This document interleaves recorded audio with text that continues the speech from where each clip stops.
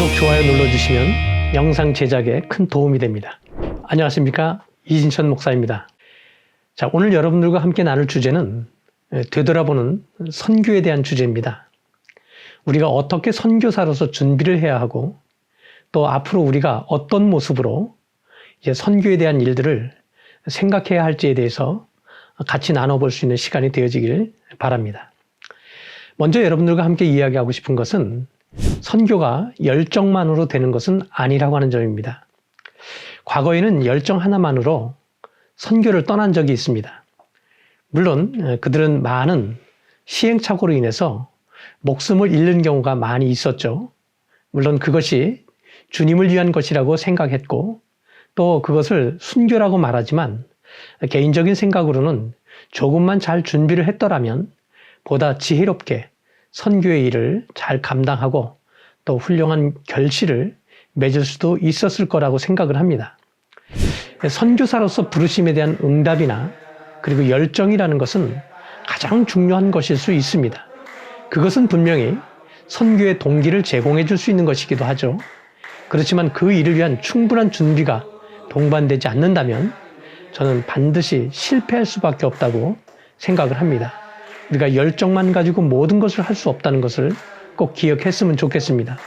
또 한 가지 생각해야 되는 것은 선교를 하기에 앞서서 우리는 사회적인 또 문화적인 환경이 너무 중요하다는 것도 우리는 꼭 기억할 수 있어야 합니다. 우리가 아는 바와 같이 선교 현장에서는 아무나 붙들고 복음을 전할 수 있는 그런 환경이 아닙니다. 더욱이 오늘날과 같이 험한 세상에서 막무가내로 복음을 전하게 될 때는 오히려 낭패를 당할 수 있다고 하는 것이죠. 미국만 봐도 우리가 조금 다르다는 것을 알 수 있지 않겠습니까? 심지어 최근 거리에서 복음을 전하는 행위를 전면적으로 금지하고 있고, 심지어 구속당하는 일까지 벌어지고 있는 것들을 우리는 목격할 수 있기 때문이죠. 전 세계 어디에서든지 우리가 마음껏 복음을 전할 수 있는 곳은 없습니다. 그렇기 때문에 사회적인, 문화적인 환경을 이해하고 우리가 바르게 알아가는 것이 너무 중요하다는 것을 우리가 꼭 기억할 필요가 있다는 것입니다. 우리가 세 번째로 또 생각해 볼 것은 선교는 충분한 준비가 필요하다는 점입니다. 현대 선교에 있어서 언어적으로나 문화적으로 어느 정도 이해해야 될 것인가를 우리가 한번 생각해 볼 필요가 있다고 생각합니다. 실제로 선교 사역이 본인의 열정보다는 환경에 의해서 더 많은 영향을 받게 된다는 것을 우리가 생각할 수 있어야 합니다. 물론 1차적으로 하나님의 도우심을 통해서 그 결과가 맺어지는 것이겠지만, 사역의 효율성을 생각한다면 주변의 여건을 충분히 돌아볼 수 있어야 합니다. 선교 사역은 타 문화권으로 떠나는 것이기 때문에 아주 신중하게 준비해야 합니다. 그리고 그 일을 위해서는 본인의 결심만으로는 될 수 없고, 또한 그를 위해서 기도하는 많은 사람들도 이해시킬 수 있어야 되기 때문에 철저한 준비를 거치지 않는다면 실패할 수도 있다는 것입니다. 그렇기 때문에 우리는 우리가 떠나고자 하는 그 선교 지역에 대한 많은 이해를, 충분한 이해를 함으로써 우리가 그곳에서 성공적인 사역을 할 수 있는 준비를 하는 것이 필요하다는 것을 꼭 이야기하고 싶습니다. 우리가 한 가지 더 생각해야 되는 것은 우리의 현재의 선교 패러다임이 이대로 좋은가에 대한 것입니다. 분명히 말씀을 드리지만 과거에 했던 그런 선교의 패러다임을 그대로 가져가기에는 현대사회가 너무 많이 바뀌었고 선교의 환경도 너무 바뀌었다는 점을 우리가 꼭 인식할 수 있어야 합니다. 지극히 개인적인 소견이긴 하지만 2020년을 지나는 이 시점에서 선교 패러다임은 바뀔 필요가 있습니다. 선교지를 방문해 보면 마을 곳곳에 교회가 있습니다. 또 목회자가 없는 교회가 많이 있기도 합니다.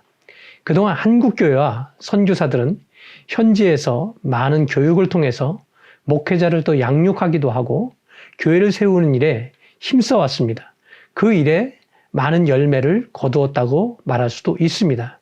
그리고 현장에 가면 이제 마을 곳곳에 다 교회가 세워져 있고, 그 교회의 대부분들이 한국 교회의 목회자나 선교사나 또 이 지역교회가 세운 그런 교회임을 우리는 발견할 수 있습니다. 즉 다시 말하면은 많은 교회들이 세워져 있다는 것을 이야기하는 것입니다. 그러나 우리가 꼭 하나 생각해야 되는 것은 그 많은 교회가 있지만 그곳에 목회자가 없는 경우가 너무 많다는 것입니다.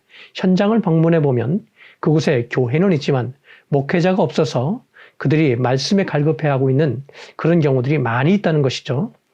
그 이유는 아주 단순합니다. 목회자가 가난을 견디기 힘들어서 도시로 이동하는 경우들이 많이 있고 남은 자들이 교회를 지켜야 하는 현상들이 많이 나타나 있기 때문이죠. 건강한 교회를 위해서는 신실하고 준비된 목회자를 세우는 것이 아주 중요하다고 할 수 있습니다. 한국 교회와 파송받는 선교사가 이 일에 좀 더 관심을 가지고 접근을 하게 된다면 아주 효율적인 사역을 할 수 있을 거라고 판단을 하고 있습니다. 현지 목회자를 양육하는 것, 현지 목회자를 지원하는 것, 그리고 건강한 교회를 세워갈 수 있도록 많은 것들을 지원하는 이런 것들이 필요하다고 말할 수 있겠죠. 주님의 교회를 세우기 위해서 힘써온 많은 교회와 선교사들의 노고를 헛되게 하지 않기 위해서라도 교회가 폐쇄되는 그런 최악의 상황을 막아내는 일도 아주 중요하다고 생각을 합니다. 그렇기 때문에 저는 이 선교에 대한 같이 이야기를 하면서 오늘 한국교회가 어떤 모습으로 이 선교의 일을 준비해야 할지를 같이 이 공간을 통해서 나누기를 개인적으로 소망합니다. 아무쪼록 저의 작은 지식과 경험이 선교를 준비하는 분들에게 도움이 되었으면 좋겠습니다. 주님께서 여러분들의 일과 사역에 풍성한 열매로 더해 주시기를 소망합니다. 감사합니다.